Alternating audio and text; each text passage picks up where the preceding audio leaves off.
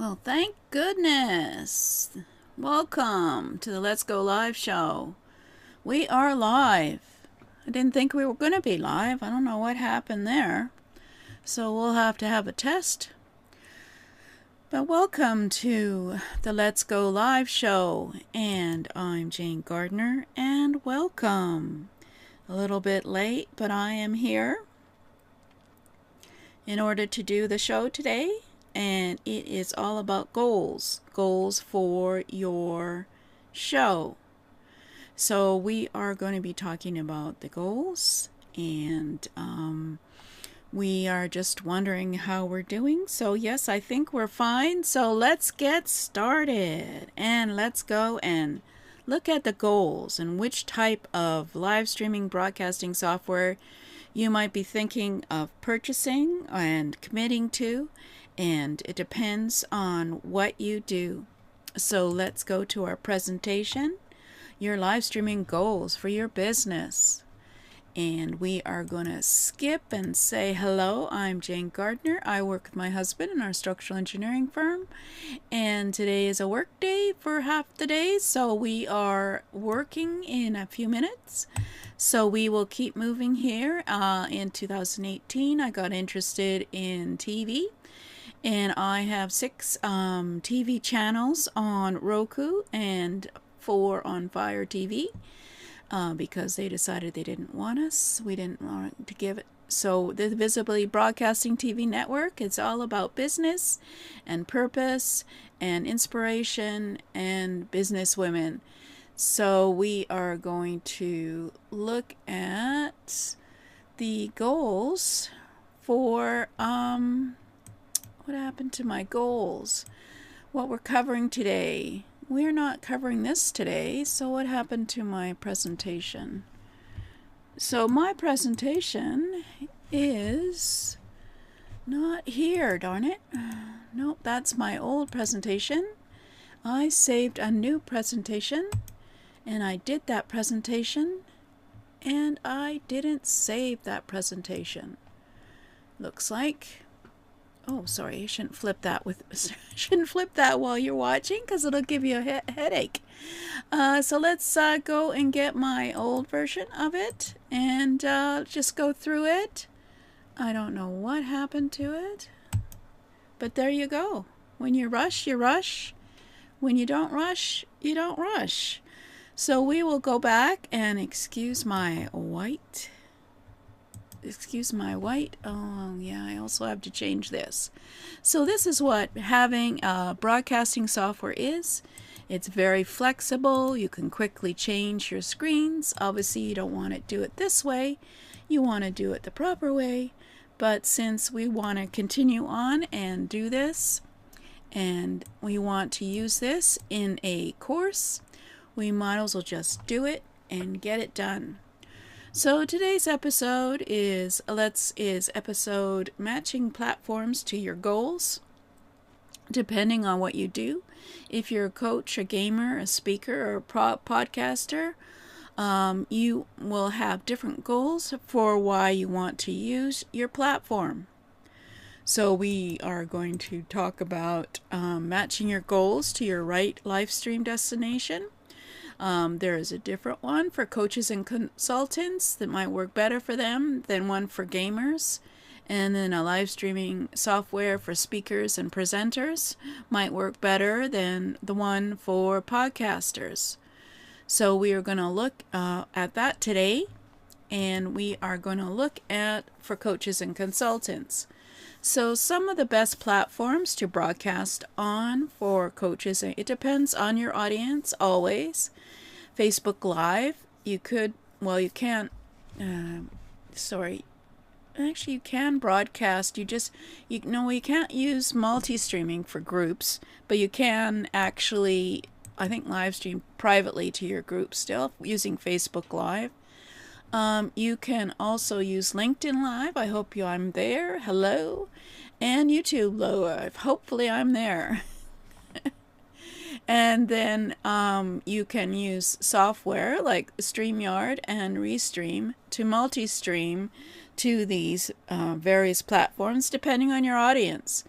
And so why does it work for coaches and consultants? Well, because client communities are already on Facebook. LinkedIn already builds strong authority when you're on it and doing something live. YouTube helps your long-term visibility because all your videos will remain on your site on YouTube. I have some there from 2016. And guest interviews are made easy with certain platforms. So the platforms that they're suggesting are StreamYard and Restream. Sorry, see, that's actually the what this are, because they have a studio and then they can multi-stream to various locations or just one stream to various locations depending on the version that you have. And then we'll look at gamers quickly. For you gamers, you already know that Twitch is the best platform for you to do games. YouTube Live does have a gaming category, and you can use OBS or XSplit for capturing your game and playing within your game and having people connect with you on the game, etc. So those ones are quite powerful for doing that. And so why does it work? Well, it's a strong gaming community and long form streams fit well with OBS and XSplit. With StreamYard and Restream, I think you have a limit to a certain how long you can stream on those. And then it has built-in monetization tools on either that you can put into it.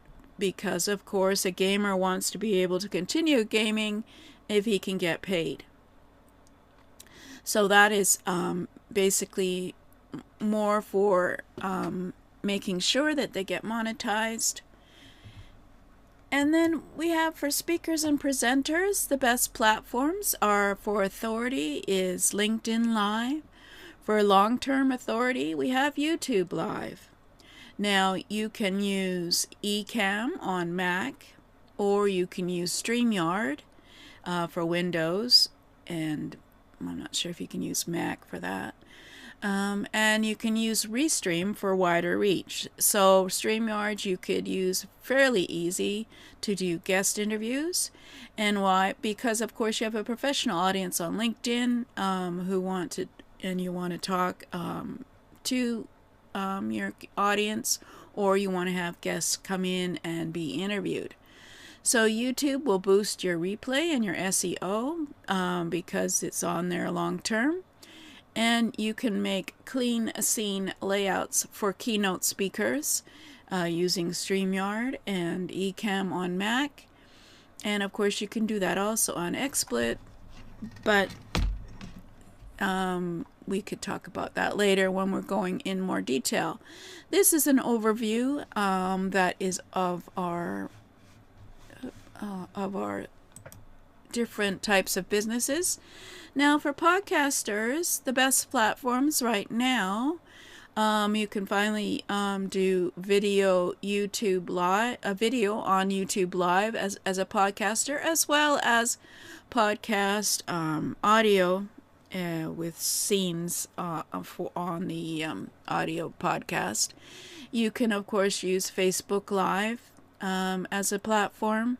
And actually iTunes, it does accept video casts.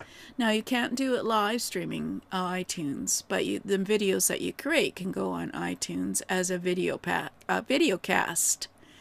So some software that it's good to use for podcasting are Ecamm for Mac, StreamYard, as well as XSplit, and Riverside is another one we will talk briefly about. Now, OBS is a very powerful tool. We've discussed last time it can be somewhat overwhelming because it has so many powerful features to it. But yes, you can use a multi-microphone control for OBS as well as a multi-video control for OBS. So why do these work? Well, it's easy to use for guest interviews, I guess on video or audio. You can, of course, capture the video and the audio, and there's a strong interaction, and it's a long format. So it's not limited, say, like the other systems might be charge you for extra if you go longer than, say, let's an hour.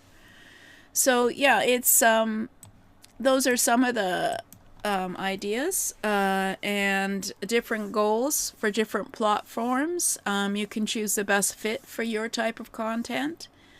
You can download the live streaming companion guide, which I will I can't show you that in a minute. I'll have to go and pop in a slide for that, as well as the episode. Our next episode is what's new and trending in live streaming tools. Might be easier just for me to actually it might be easier for me to copy and put it into my into this presentation. So there we go. So I have a live stream software comparison guide. It has the pros and cons of each, plus a relative idea on the price of each at https://jane-gardene.com/LVGUIDE. And for those of you who, this was actually pretty easy to change from one slide presentation to another. So let's do this live. Copy, and let's paste this other one in, which is the how to get up onto my list to get notifications. You can get the book 7 Steps to Produce Your First Show, checklists and resources. You can go. I'm very excited at using and creating GPTs for live streaming. Excuse me.